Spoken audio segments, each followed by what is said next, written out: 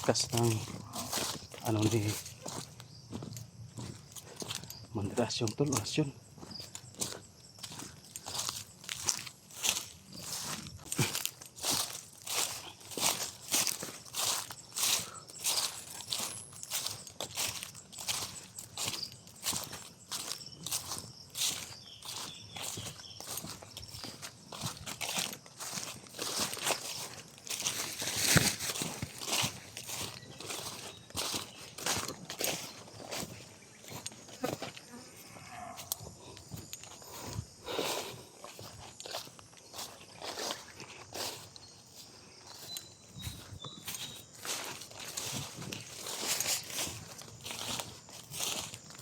Hanap natin yung may silungan talo yung matataguan.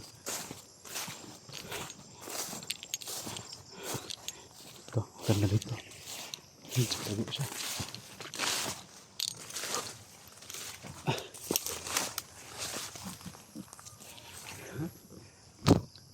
Sabi tol, sobrang nakakapagod. Sobrang lakas ng orasyon ni Asyong tol.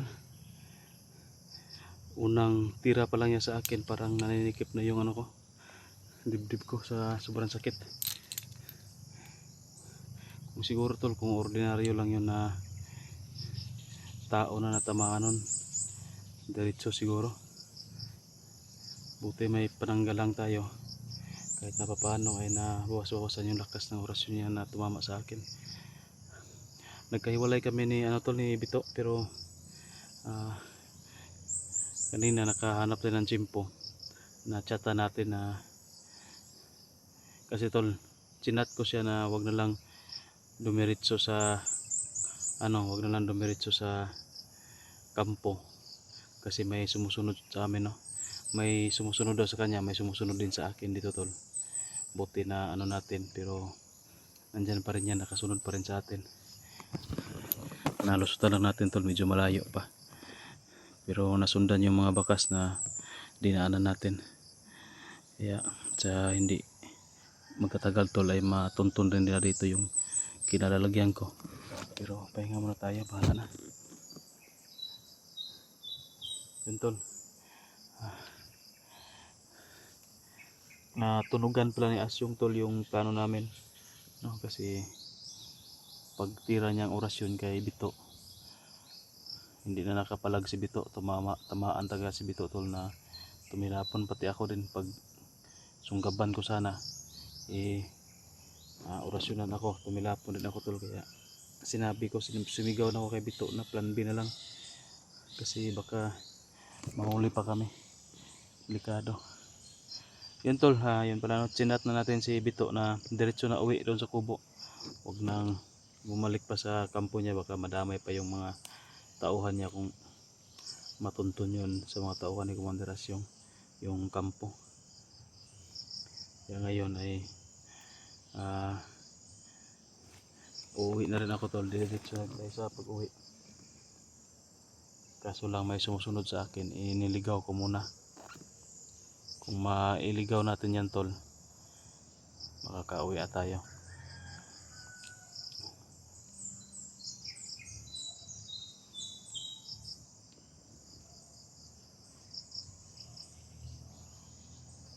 Ayan tol, may papalapit na ng mga busis pa sa kinaroroonan natin.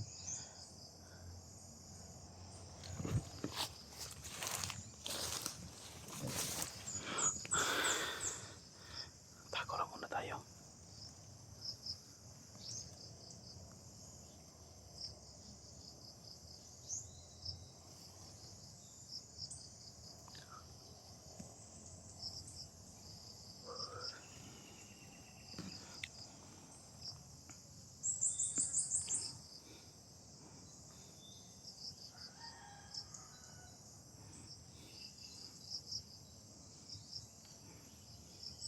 Sana tol maka uwi si Bito, na makaligtas si Bito sa mga humahabol sa kanya. May sumusunod pa rin sa kanya tol, kagaya sa atin, may sumusunod pa rin sa akin. Hindi natin namalayan ngayon, baka nandito lang sa paligid si Asyong. Hindi ko na kasi nakita kung sino yung sinundan ni Asyong, ako ba o si Bito.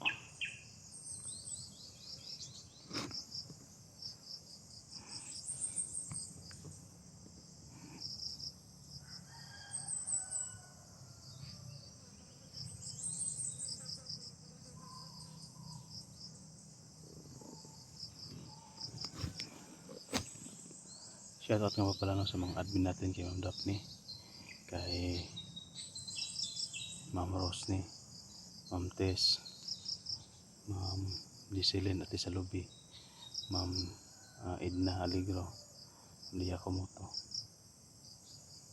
Ma'am Cecil Merdio. Shoutout sa inyo. Shoutout na ito kay Ate Delin Choi, Ate Catherine Roldan, kay Ma'am Merlinda Kimura, Ma'am Elsarago, yun, shoutout kay Ma'am Anita Nagilnati, Joby De Leon, shoutout kay Ma'am Biscuaris, Lula Lucel, yun, kay Tita Glors Pederi, Tita Gilma, yun, shoutout.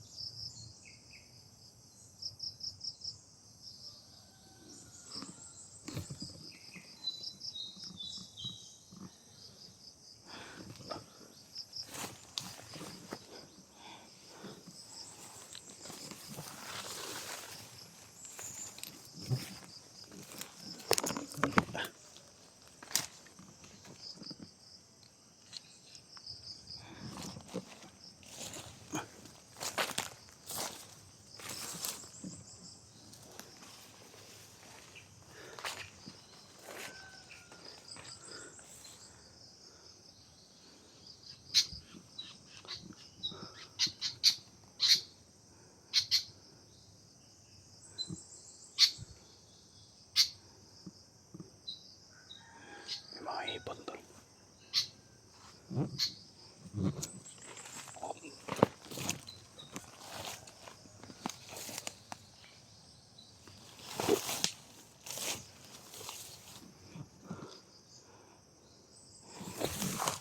Mga pusis. Dito ba tayo magtago doon? Medyo masukal dito.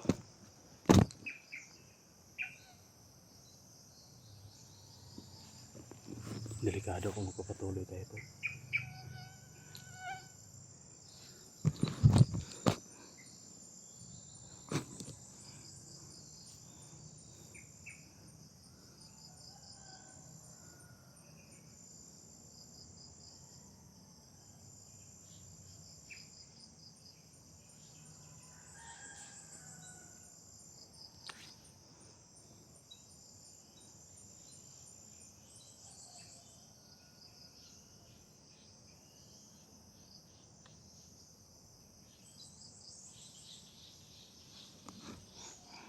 Yung mga tao doon tulong.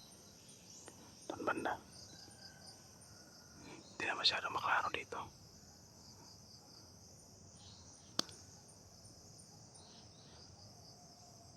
Hindi masyado makita. Nakatago. Masukal kasi.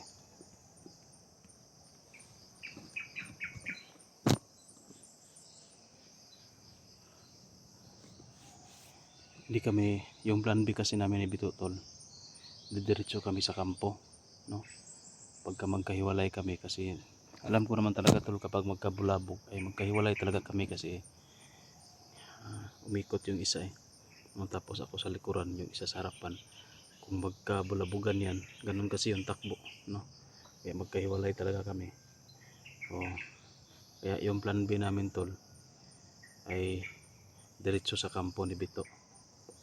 Pero ang nangyari tol, hindi pwede na diretso tayo sa kampo ni Bito na may sumusunod sa atin. Kailangan mo natin to silang iligaw bago tayo diretso doon sa kampo ni Bito para hindi madama yung mga tauhan ni Bito. Ganon din yung sinabi ko kay Bito tol. Kaya nag-chat na lang ako sa kanya na diretso na lang sa pag-uwi doon sa amin sa Patag, para hindi na madama yung mga tauhan niya doon. Wala namang problema yung mga tauhan niya tol, kasi may mga makakain naman yun doon. Binila natin yun ng bigas saka mga grocery. Kaya ano lang naman yun sila, 6 na lang daw sabi ni Bito, kasi umuwi na yung dalawa. walo yun, tapos yung dalawa, 6 na lang. Yung 6 kasi tol, medyo malalayo ng lugar nila, kaya hindi agad makauwi-uwi kasi kailangan ng malaki-laking halaga para sa pag-uwi nila, pamasahe.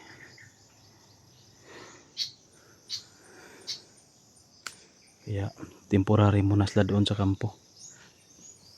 Tsaka hindi pwede tol na dalhin natin sa patag, lalo na marami, 6. Labi na doon sa kubo sa bahay, magdududa yung mga kapitbahay natin. Papapasok tayo ng mga hindi nila kilala, baka ma-report na tayo sa barangay. Delikado pa naman kasi yung mga tao na yun nga naiwan kay Bito, may mga kaso daw yun. Hindi natin alam kung ano yung mga kaso, mabibigat ba, basta yun tol. Pansamantala no, dito na tayo lipas ng siguro isang gabi siguro dito, para hindi tayo sundan ng kalaban tol. Tago muna tayo dito.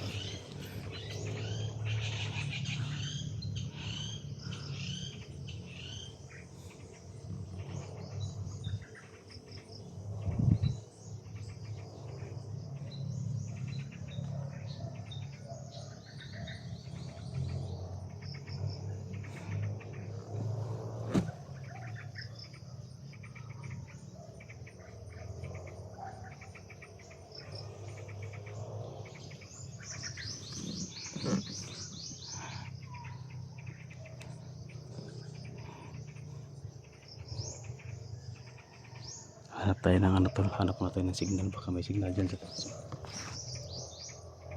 para makapag-upload tayo ng video,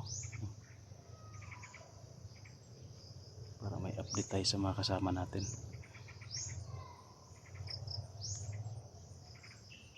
tol. Wala akong dala na kasi yung bag ko tol andoon kay Bito no, pinadala ko kay Bito yung bag. Wala tayong dala na pagkain, wala tayong dala na tubig.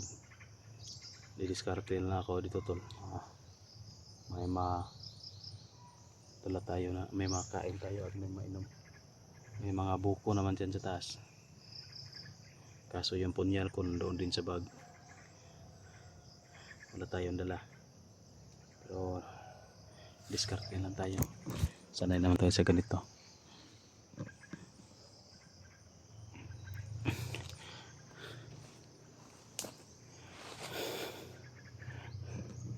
Tayo banda tol.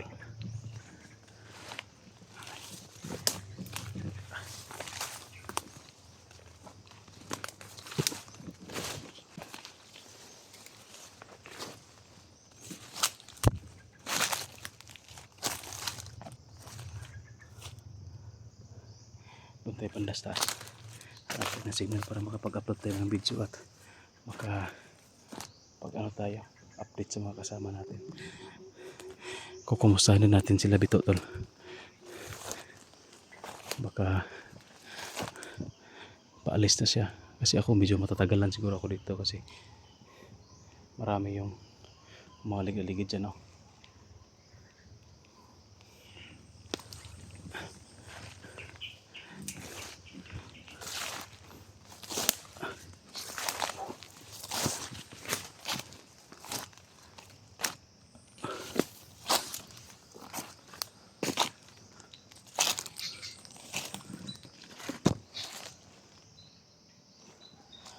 Daming lamok.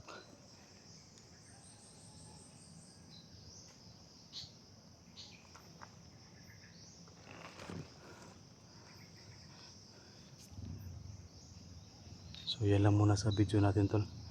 Mag-upload na tayo ng video. Akit siguro ako dito. Siguro dyan sa taas ng punong kahoy tol, may signal na dyan. Dyan tayo mag-upload.